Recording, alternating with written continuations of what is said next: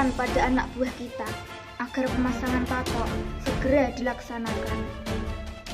Baik, segera saya laksanakan. Tetapi apakah sudah mendapat persetujuan dari Pangeran Diponegoro?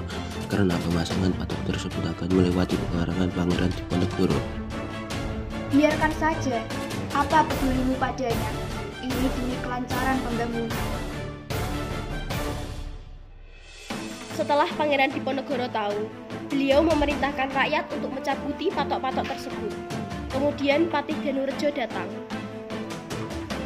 Siapa yang menyuruh kalian mencabuti patok-patok ini? Pasang kembali dengan benar. Patih Danurejo mengutus pasukan Macanan untuk menjaga patok-patok tersebut. Dengan keberaniannya, pengikut Pangeran Diponegoro mencabuti patok-patok tersebut dan menggantikan dengan tombak sebagai isyarat mulainya pemberontakan.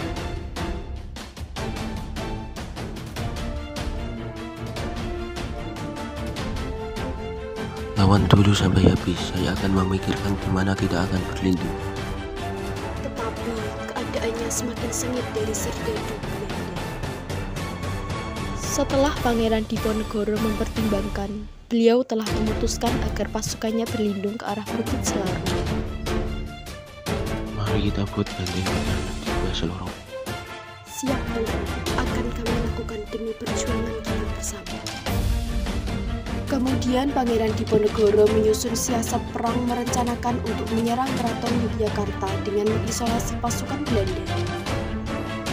Sebagai pemimpin, Pangeran Diponegoro didampingi oleh Pangeran Mangkubumi Ali Basyah Sentot dan Kiai Maja sebagai pengawas spiritual dalam perang ini.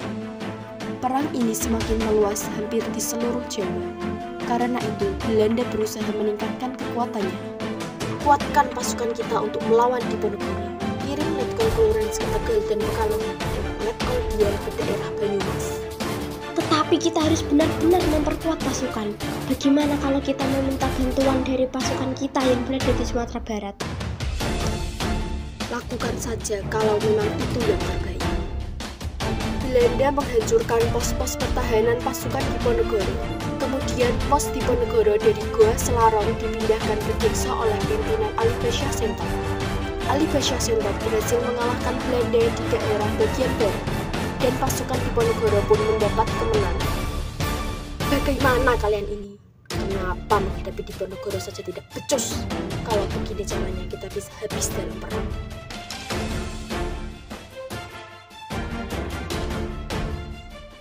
Alasan akan dibuat strategi benteng Stelsel. Pada tahun 1827, perlawanan Diponegoro berhasil dikalahkan oleh Belanda.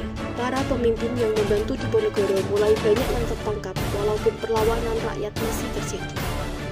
Serang habis pasukan Belanda, jangan sampai kita mau ditindas. Siap, Tuan. Kapten Ingen pun sudah kami tewaskan.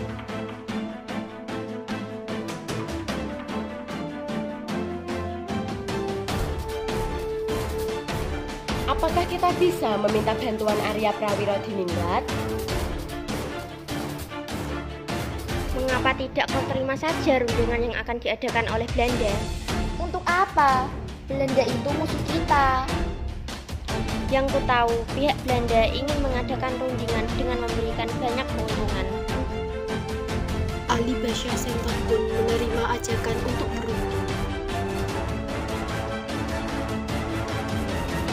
Biarkanlah aku dan pasukan Pangeran Diponegoro berjuang di jalan Allah, dan jangan cegah aku untuk melepas sorban ini.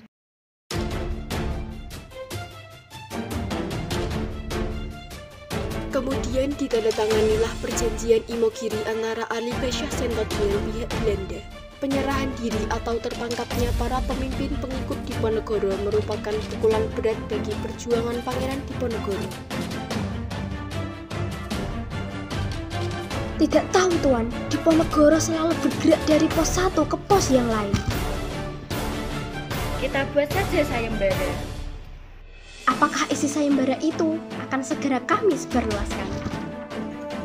Buat saja pengumuman, bagi siapapun yang dapat menyerahkan Diponegoro dalam keadaan hidup atau mati akan mendapat hadiah 20.000 ringgit. Segera pihak Belanda menyebarluaskan sayembara tersebut, tetapi tidak ada satupun yang tertarik. Pihak Belanda berhasil menemukan Diponegoro di daerah Gombong. Tipuan dari Belanda berhasil menyerahkan Diponegoro dalam keadaan hidup. Kemudian ia dikirim ke Semarang dan menuju pelabuhan untuk diasingkan ke Sulawesi Selatan. Hingga Pangeran Diponegoro meninggal di benteng Belanda yang berada di Makassar, yaitu Benteng Fort Rotterdam.